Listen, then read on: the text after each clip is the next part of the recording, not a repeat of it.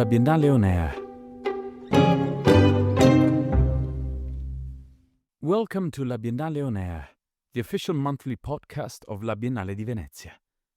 In under 30 minutes, we'll take you behind the scenes of our 130-year-old institution, uncovering both well-known and hidden stories.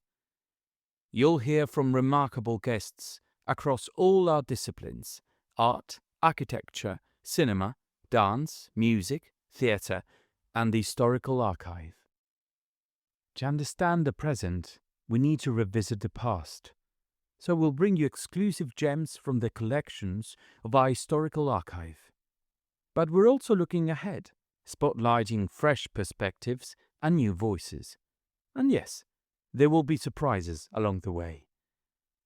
The countdown is on.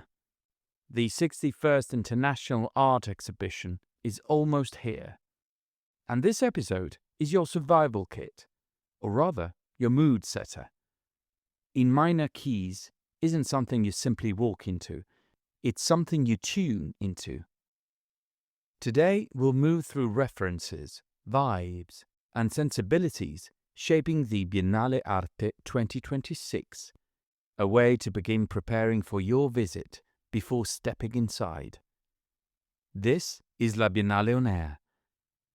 Take this with you on your way to Venice.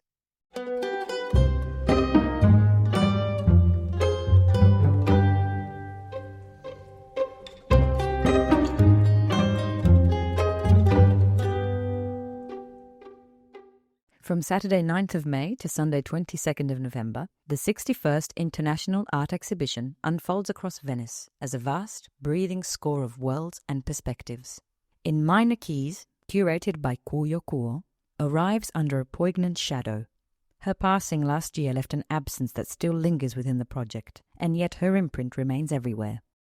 Across the historic venues of the Giardini and the Arsenale, the main exhibition brings together 110 invited artists, while 100 national participations and 31 collateral events are spread throughout the lagoon city, like fragments of a larger composition. An occasion of this scale calls for a special episode, dear listeners. We begin with the accounts of those who worked closest to it, and with memories held with tenderness, glimpsing a moment just before everything takes shape. This episode is also a tribute to Koyo and to the team who carried her vision forward with unwavering dedication, bringing what she imagined fully into being. And so we turn to their recollections, shared during the presentation of the Biennale Arte 2026 on the 25th of February in the Sala delle Colonne at Ca' Giustinian, looking back on those intense early days in Dakar with Koyo, when the exhibition was still emerging under the watch of a mango tree.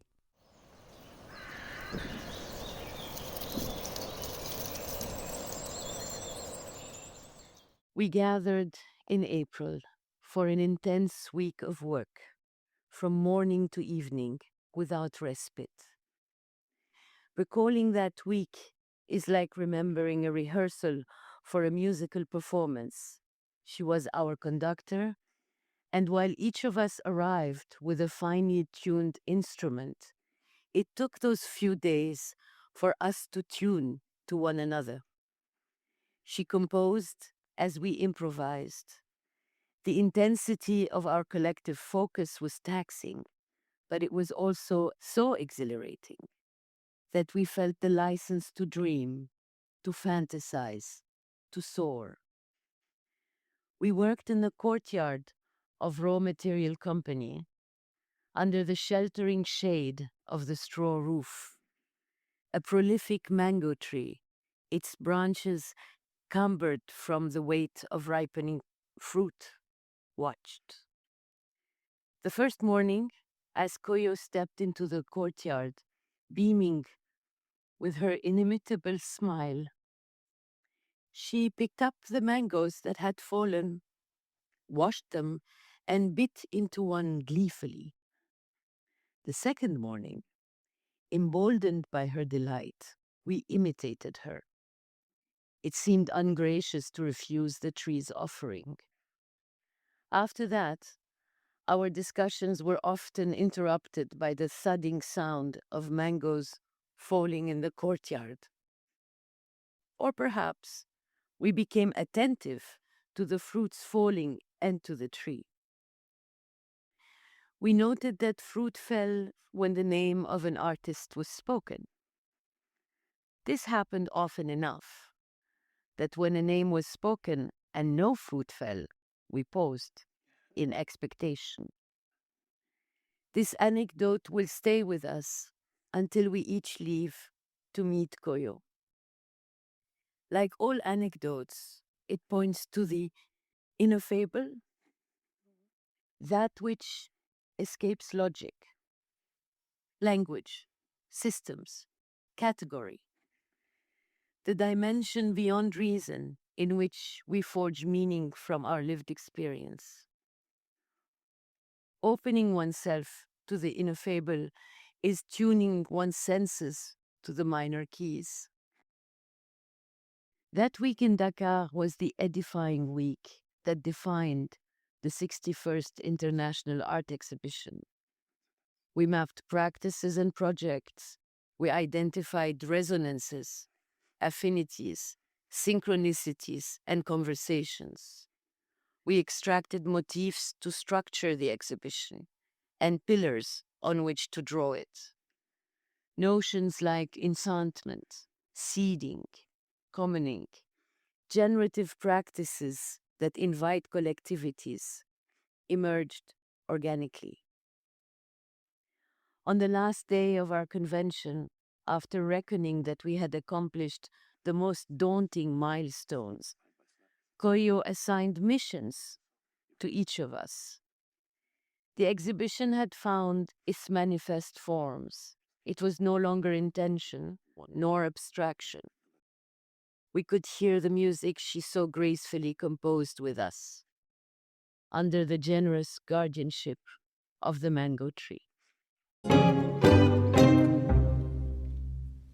There are only a few days left until the May 9th opening, so we've put together this episode as a kind of get-ready guide, a way to help you arrive prepared and begin immersing yourself in the atmospheres of In Minor Keys.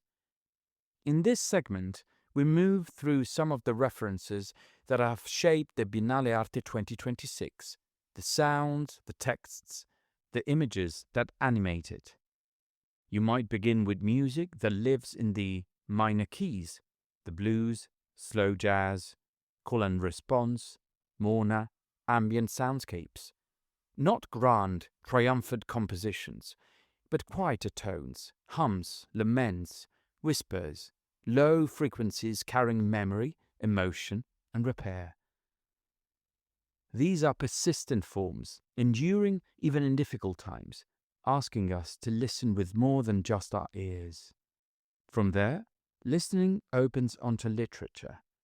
In Minor Keys draws on a wide constellations of writers, voices that shape its language of relation, opacity, and feeling. James Baldwin, Edouard Glissant, Patrick Chamoiseau, all well worth adding to your reading list. Together, they form part of the exhibition's inner weather.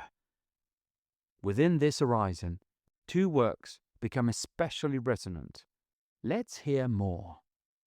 Toni Morrison's Beloved and Gabriel Garcia Marquez's 100 Years of Solitude were two such touchstones that Koyo offered as inspiration and gift.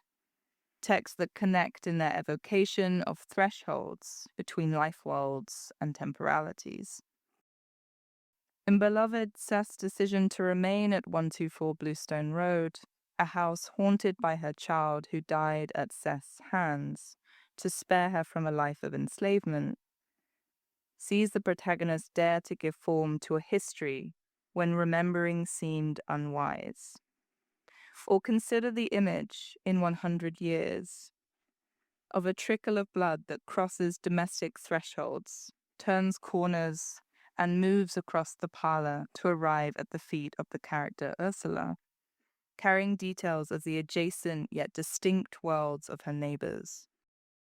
In both novels, magical realism deepens rather than distracts from an emotional register. If you're looking for a way in, Beloved and 100 Years of Solitude are places to begin. not because they explain the exhibition, but because they sharpen sensitivity to some of its key movements. Layered temporalities, charged spaces, emotional intensity, the strange nearness of other planes. And, as with everything in minor keys, this is only a beginning. Once inside the exhibition, other voices will surface, extend, and stay with you. Music came before the keys, and before music came poetry. In the 61st International Art Exhibition, poetry is not ornament nor theory. It's the pulse beneath everything. For Koyo Kouoh, poetry was never about recital or display, but a way of thinking in motion, a structure for ideas, a language for what refuses to stay still. At the Biennale Arte 2026, poetry doesn't sit quietly on the page. It moves, it breathes, it gathers people. During the opening week, a series of performances will unfold through the Giardini and the Arsenale, where movement and sound drift through space, loosening boundaries and opening moments of encounter. The performances of In Minor Keys center the body as a site of knowledge and memory, as well as a political vessel for collective resistance and healing. The call is to breathe and listen to the music that resides in the water, air, fire, and earth. Movement, sounds, forms of wandering, and other poetic gestures will counter proscenium staging, instead directly connecting with the spaces of the exhibition, its visitors, and extending into the gardens. A procession of poets will take place in the Giardini. It's inspired by Koyo's poetry caravan, which is a voyage that she undertook with 9 African poets from Dakar to Timbuktu in 1999. The performance honors her memory, and it opens a space for poetry and storytelling. It pays homage to the griot, those who seek the source, those who, in Koyo's own words, have carried salt and gold on the backs of the camels, in the desert, and in the canoes, in fulfillment of the human dream, to spread the wings of knowledge and power. They joined those who, for centuries, carried the stories of the people and their lives. En route from Dakar to Timbuktu, these poets recited and incanted to comprehend the terrain that they traversed, to assuage fatigue, and to dispel danger. In the gardens of Venezia, poets will assemble to form a chorus vested with the power of the word, the groundswell of recital and spiritual healing. Koyo wrote in 2000, "In all beginnings there are words. Words are bridges to the other. Words are revelation to oneself. Words hang in the air, move from tongues to ears au gré des vents. Words penetrate the soil as clandestine fertilizer, their sounds, rhythms, and melodies perfuming the air." As we get ready for the Biennale Arte 2026, cinema enters the conversation too, joining literature, music, and poetry in this expanded landscape of the arts. And with it comes the return of a true cult figure among this year's invited artists.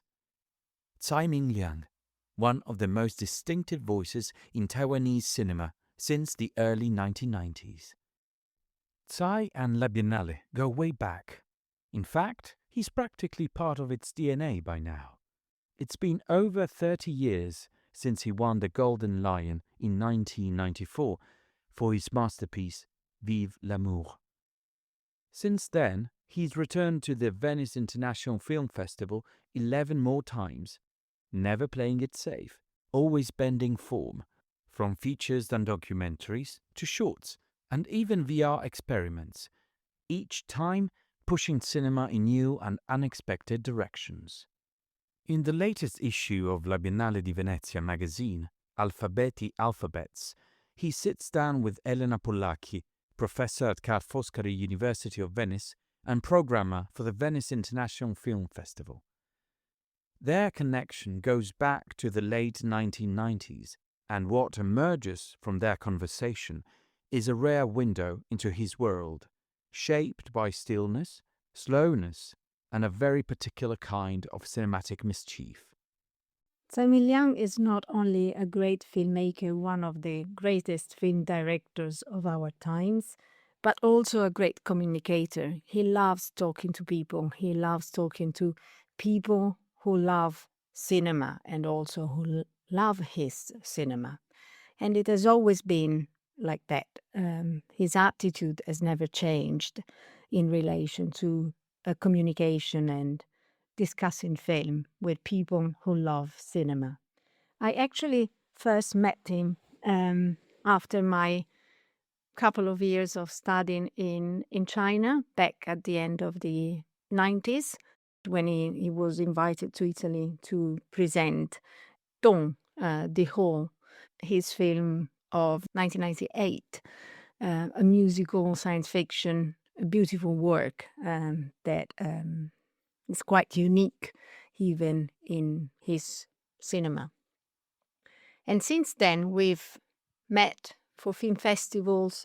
Back in the days, I was actually just helping as a translator, and then only later on I started working more on the programming of film festivals and becoming more an academic also in the film, in Asian cinema, and in particular in Chinese language films.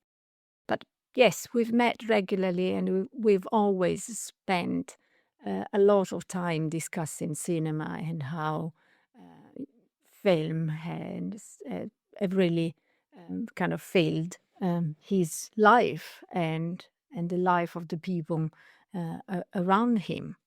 The most recent occasion for our discussion has been last December, actually, for the New Year's, when we met on the occasion of the presentation of the restored version of Vive l'Amour, I Ching Wan's Way, that was going to be screened for the third time, I think, on Tanan Park, the park where the last scene of the film was also shot. And again there, he showed to the people how amazing he is when discussing his cinema, together with his actors, together with his crew member, together with anyone who is willing to discover or rediscover his films, no matter which one, and actually no matter how. The screening of that film was really in an open air cinema. It was pouring rain. It was not really warm, to say the truth, but yet everybody stayed there and enjoyed the screening together with Tsai and his actors and his crew. I'm happy to say that simply to show that or to introduce the interview that is included in the Biennale Magazine this time. Because in that interview, Tsai Ming-liang discusses how the word or dialogues has maybe not the same relevance as image in his cinema. And yet, knowing how such a great communicator he is, I'm really, it's really worth reading this interview to better understand how cinema in itself becomes a language in his own word. And that doesn't imply at all that he is a quiet or silent person. Quite the opposite. But yet, he has managed through the years to make his cinema more and more essential, or making it somehow free from the weight of dialogue and scripts and any additional element that is really not dealing with people's lives in the more natural and in the more sincere way. As we thank Elena, we invite you to read the full interview, Rebel of the Silent Word, in the magazine. It offers an intimate glimpse into one of the most rigorous and quietly enigmatic directors of our time. And before arriving in Venice, you might return to one of his films and see where he takes you. And that's a wrap for this episode of La Biennale on Air, tuned to the shifting frequencies of in minor keys. Not a quieter world, but a more attentive one that asks you to lean in to literary echoes, drifting moods, rhythms and resonances shaped by Koyo Kouoh's team, to Elena Pollacchi and Tsai Ming-liang, reminding us that silence is never empty, it's charged, alive. Art, cinema, music, poetry, every note carries weight. And the Biennale Arte 2026 is just the beginning of the season ahead in Venice. Ticket sales for the 54th International Theatre Festival are now open, so skip the usual script and from the 7th to the 21st of June 2026, experience the city from an alternative perspective, where reality is gently, and deliberately, unsettled under the artistic direction of Willem Dafoe. Until next time, keep your curiosity switched on. This is La Biennale on Air. Catch you later. A big ciao from Venice.